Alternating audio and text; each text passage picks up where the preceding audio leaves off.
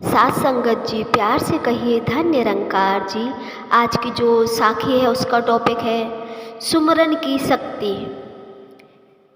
एक व्यक्ति होते हैं जिनका नाम कृष्णलाल होता है और वो परमात्मा पर बहुत ही विश्वास करने वाले और हर वक्त परमात्मा का सुमरन करने वाले, और उनकी ऐसे जीवन बहुत अच्छे से व्यतीत हो रहा था। उनके 2 बेटे थे, वो उनकी बहुत ही बात मानते और सतगुरु की चर्चा करते और जो भी संत आते उनकी सेवा करते और अच्छे से अपना समय व्यतीत कर रहे थे। तो उनका जो कारोबार था वो एक ऐसी बड़ी सी दुकान थी जिस पर कैंटीन का सामान मिलता था। तो वो अपना जीवन उसी से बहुत अच्छे तरह से उनकी जीवन शैली चल रही थी। तो क्या होता है कि जो वो दुकान के मालिक होते उन बच्चों के पिता उनकी बीमारी के कारण मृत्यु हो जाती है और वो बच्चे होते हैं बहुत परेशान हो जाते हैं कि हम कैसे अब खर्चा चला पाएंगे और कैसे जीवन अपना व्यतीत करेंगे। अब तो हमारे पिताजी भी नहीं रहे जो कि हमारा भरण पोषण करने वाले थे, और वो उनको अपने पिताजी की एक बात याद आती है कि परमात्मा हमेशा हमारा साथ देता है और हमें कभी घबराना नहीं है, परमात्मा से सुमरन और अरदास करना है, हर समस्या का समाधान वो ही निकालते हैं। अब उनके पिताजी तो रहे नहीं थे, इस वजह से उनके बड़े बेटे ने वो दुकान संभाल ली थी और वहाँ पर खाने पीने का सामान मिलता था। एक कैंटीन थी जिस पर उनके पिताजी काम करते थे, वो उनकी खुद की कैंटीन थी। गांव से थोड़ी दूर पर वो उन्होंने बेटा उनका दुकान संभाल लेता है और वो परमात्मा का सुमरन करते ही अपना ऐसे सारा काम संभालता है और परमात्मा का शुक्राना भी करता है कि जब पिताजी नहीं थे तो हम ऐसे दुकान की जिम्मेदारी भी नहीं समझते थे, अब तो हमें परिस्थितियों ने सब सिखा दिया है और वो अपना जीवन यापन उसी दुकान के सहारे करते।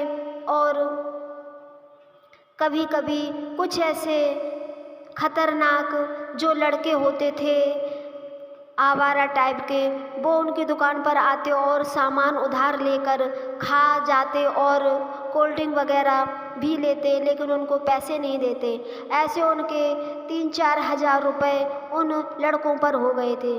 तो वो जो दुकान चलाता था लड़का वो डरता भी था, क्योंकि वो जो लड़के आते थे वो खतरनाक लड़के थे। वो कहीं भी कोई चीज़ लेते तो वो पैसे नहीं देते। उनके बारे में उस लड़के ने सुन रखा था, इस वजह से वो उनसे डरता था। लेकिन एक दिन सतगुरु का सहारा लेकर उस लड़के ने उन उधार लेने वाले व्यक्तियों से बोल ही दिया कि भाई आप हमारा पैसा पहले चुकता कर दें, उसके बाद हम आपको कुछ देंगे। तो वो जो लड़के थे उन्होंने ड्रिंक कर रखी थी और वो ऐसे चिल्लाकर उस लड़के से बोलने लगे कि तुम हमसे पैसे लोगे, चलो हम तुम्हें पैसे देंगे और कल तुम्हारा पूरा हिसाब चुकता कर देंगे। हमारे साथ के और जो भी लड़के हैं उनको लेकर आएंगे और तुम्हें अच्छे से तुम्हारी धुलाई कर देंगे और तुम्हारा सारा हिसाब चुकता हो जाएगा। हमसे कोई आज तक कोई पैसे नहीं ले पाया है, तो तुम भला कैसे पैसे मांग रहे हो? क्या तुम हमसे डरते नहीं हो? तो वो लड़का कुछ ना बोला और वो कल का 4 बजे का समय दे गए उस लड़के को।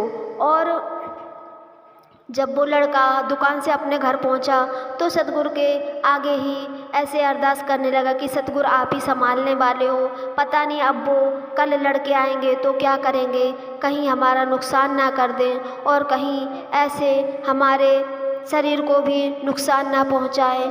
तो वो उनसे डर भी रहा था और सतगुरु पर पूरा विश्वास करके वो सुमरन ही करने में लग गया। वो जब दूसरे दिन दुकान पर पहुंचता है तो शाम के समय जब वो ऐसे खतरनाक लड़के आते हैं तो क्या होता है कि उन्होंने बहुत ज़्यादा ड्रिंक कर रखी थी और वो रास्ते में आपस में ही लड़ जाते हैं, वो दुकान तक नहीं पहुंच पाते हैं। जब दूसरे दिन उसकी दुकान पर 2 लड़के आते हैं उनमें से, तो वो कहते हैं कि आप कौन सी शक्ति है जो आपके पास हमें कल नहीं आने दिया और हम आपस में ही लड़ गए। और वो ऐसे उनका जो मन होता है उन खतरनाक लड़कों का वो बदल जाता है और वो उस दुकान वाले के पैसे भी दे देते हैं और उससे माफ़ी भी मांगते हैं। ये सारा चमत्कार सतगुरु के सुमरन का ही होता है। और जो वो दुकान वाला लड़का होता है उसका अपने सतगुरु पर बहुत ही विश्वास बढ़ जाता है। हमारे सतगुरु हमारे लिए कैसे भी किसी का भी मन और दिमाग बदल सकते हैं। सतगुरु के सुमरन में बहुत ही शक्ति है। हमें हर पल परमात्मा का शुक्राना और सुमरन करना है। प्यार से कहिए धन्य निरंकार जी।